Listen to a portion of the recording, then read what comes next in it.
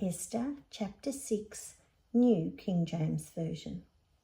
That night the king could not sleep, so one was commanded to bring the book of the records of the Chronicles, and they were read before the king.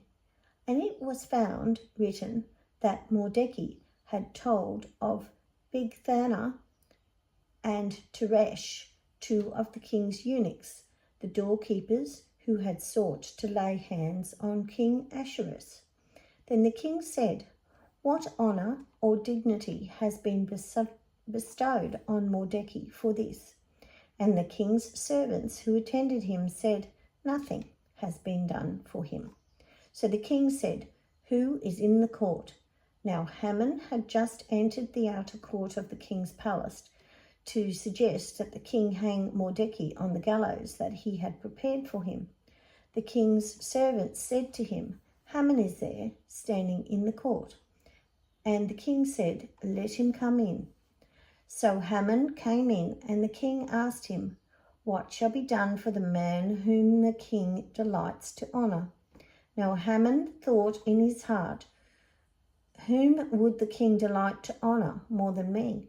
And Haman answered the king, "For the man whom the king delights to honour, let a royal robe be brought, which the king has worn, and a horse on which the king has ridden, which has a royal crest placed on its head.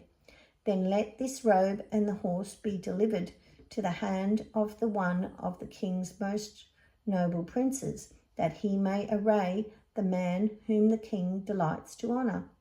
Then parade him on horseback through the city square, and proclaim before him, 'Thus shall it be done to the man whom the king delights to honour.'" Then the king said to Haman, "Hurry, take the robe and the horse as you have suggested, and do so for Mordecai the Jew, who sits within the king's gate. Leave nothing undone of all that you have spoken." So Haman took the robe and the horse, arrayed Mordecai, and led him on horseback through the city square, and proclaimed before him, "Thus shall it be done to the man whom the king delights to honour."